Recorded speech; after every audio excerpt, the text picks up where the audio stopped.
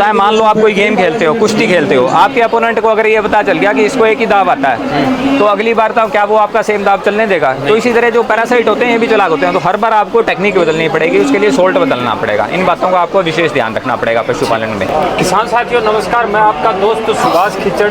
जैसा कि काफ़ी समय से हम लगातार पशुओं और खेती बाड़ी के बारे में वीडियो अपलोड करते आ रहे हैं। पीछे काफ़ी दिन पहले हमने एक गाय की वीडियो अपलोड करी और उसमें एक जो रेट की बात करें तो वो गाय 3,50,000 रुपये की बेची मेरे ही गांव में। उस लड़के ने काफ़ी समय से मतलब उस नस्ल पे, गाय की नस्ल पे काम किया, एक एक चीज़ डालता गया। लेकिन क्या हुआ कि जैसे ही ब्यात का समय आता है तो कुछ चीज़ें वो भूल जाता है, उसकी वजह से वो रेट नहीं मिल पाता है जो वो चाहता था। और 20 दिन बाद वही गाय का जो रेट है एक 6,10,000 रुपये का जो है रेट उसका निकाला। तो क्या कमी रह गई थी डॉक्टर साहब? वो क्या था कि उस किसान ने अच्छी तैयार करी, 3,50,000 रुपये की बेच दी, खुश हो गया, लेकिन उसका जो लेवटी जो बनना था वो नहीं बन पाया, कमी वो रहेगी।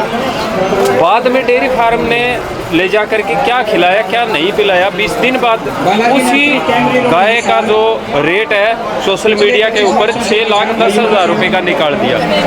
सबसे पहले तो मैं सब पशुपालक भाइयों को नमस्कार करता हूं और आपका धन्यवाद करता हूं कि आप हमारी स्टॉल पे आए जी। तो सबसे पहले तो सब पशुपालक भाइयों के लिए ये जानना ज़रूरी है कि जब तक आप पशुपालन को वैज्ञानिक तरीके से नहीं करोगे तब तक आप उसका मुनाफा नहीं कमा सकते जी।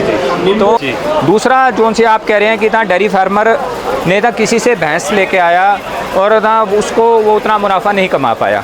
अब रीज़न बीइंग क्या है कि ना सबसे पहले तो हमें ब्रीड के ऊपर काम करना पड़ेगा कि जितनी ज़्यादा आप अच्छी ब्रीड लेके आओगे तो ब्रीड के बिना तो कोई भी काम नहीं होने लगा। तो हम ब्रीड को हम सुधार कर सकते हैं जी। तो अगर मान लो ब्रीड ही आप अच्छी नहीं लेके आए, पशुपालन कोई भी डेयरी फार्मर है वो क्या करता है कि सस्ते के चक्कर में रह जाता है। लेकिन आज के डेट में अगर आप अच्छी मुर्रा की भैंस लेने जाओगे तो 1 लाख प्लस से ही मिलेगी, आपको 1 लाख से नीचे की कोई मुर्रा मिलेगी ही नहीं जी। और उसमें भी आपको ना कुछ उसके कैरेक्टर्स देखने जरूरी हैं कि उसका ना सींग कैसा है, उसका पेल्विक ग्रिडल कैसा है, पुट्ठे कैसे हैं, उसका थन का आकार कैसे है, थनों के अंदर कोई गांठ वगैरह तो नहीं है। और कहीं भी आप ना कोई भी पशुपालक भाई जब भी किसी ब्रीडर से या कहीं से भी ना पशु लेने जाता है तो उसको कहना है हमेशा ना 2 टाइम की मिल्किंग हमेशा चेक करके लेना चाहिए जी। कि अपने हाथ से मिल्क निकाल के देखो कि अगर वो अपने हाथ से मिल्क नहीं निकाल के देखेगा तो आपको पता ही नहीं चलेगा। नहीं तो आप दूसरे के कहने पे मत जाओ, आप 1 लाख की या 1.5 लाख की या 2 लाख की कोई भी चीज़ लेने जा रहे हो तो एक तरह से मानो कि आप गोल्ड खरीदने जा रहे हो, तो आप सामने वाला आपको कह रहा है कि मेरा 24 कैरेट का माल है, तो आप उसको चेक तो करो ना। गवर्नमेंट ने एक फैसिलिटी दे दी, एक हॉलमार्क की सुविधा दे दी। अगर आपके पास ना आप नहीं समझ पा रहे तो किसी भी ना आप डॉक्टर को या किसी भी विशेषज्ञ को अपने साथ ले जाओ कि वो उसके कैरेक्टर चेक करके आपको बता दे कि वेदर ये 1.5 लाख का है या 2 लाख का है या 1 लाख का है या 60,000 का, तो उसमें पशुपालक का नुकसान नहीं होगा। ठीक है। तो जब भी आपने ब्रीड लेनी है, ब्रीड अच्छी लेनी है और डॉक्टर की सलाह से लेनी है। ठीक है। और उसके बाद ना जैसे आप ना कोई भी काफ को तैयार करना है, कटड़ा या कटड़ी, स्टार्टिंग से आपने कटड़ी तैयार करना है, तो मैं उसके लिए आपको क्या करना है कि जो सा माँ का जो सा दूध होता है जिसको हम बोलते हैं क्लोस्ट्रम या खीज बोलते हैं, वो अमृत है पशु के लिए। तो पहले 5 से 6 दिन तक आपने जो न्यू बॉर्न काफ है, कटड़ा या कटड़ी है, तो उसको खीज जरूर पिलाना है जी। और 5 दिन के बाद आपने क्या करना है कि उसको ना पेट के कीड़ों की डिवॉर्मिंग जरूर करानी है। तो उसको कोई भी ना लिक्विड डिवॉर्मर दे दीजिए, या ये हमारी कंपनी का जिस तरह सी फ्लूक DS इसका बोलस फॉर्म में भी आता है और इसी का हमारा लिक्विड फॉर्म के अंदर भी आता है। ठीक है, सी फ्लूक DS के नाम से ये लिक्विड फॉर्म में भी आता है। तो आप काफ की डिवॉर्मिंग इसके लिक्विड सी फ्लूक DS लिक्विड से आप करवा सकते हैं। और बड़े पशु के ये नहीं है कि आपने छोटे पशु की डिवॉर्मिंग करानी है, बड़े पशु की भी डिवॉर्मिंग करानी है। क्योंकि आप ये देखो कि बच्चे के पेट में कीड़े आएंगे कहाँ से, क्योंकि वो माँ का दूध पी रहा है। अगर उसकी माँ के पेट के अंदर कीड़े हैं तो ही बच्चे के पेट में आएंगे। तो माँ की भी डिवॉर्मिंग करानी है और उसके बच्चे की भी करानी है, दोनों की डिवॉर्मिंग करानी जरूरी है।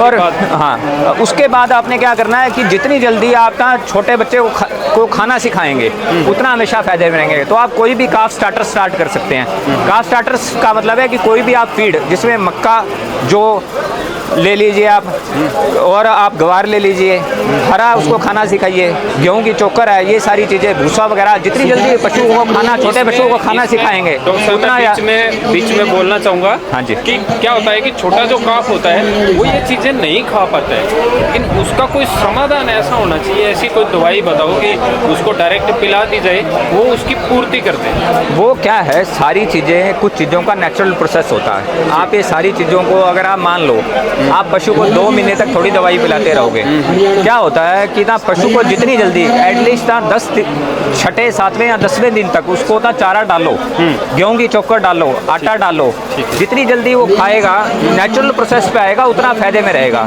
अगर मान लो उसको कोई भी दस्त वगैरह लग रहे हैं तो आप ना उसमें लीवर टॉनिक आप शुरू कर सकते हो कि ना लीवर टॉनिक ले लीजिए, जिस तरह ये बफली MS आता है, ये आपका जिस तरह मान लो पशु का छोटा काफ है, तो मान लो उसका वेट है आपका 50 किलो, तो 50 किलो है तो आपने था उसका हाफ कर लो, तो 25 हो गया, तो 25 ml देना है ये आपने छोटे काफ के अंदर। ठीक है। और अगर मान लो उसको दस्त लग रहे हैं, दस्त लग रहे हैं तो इसका मतलब अगर 50 किलो है तो 50 ml देना है आपने।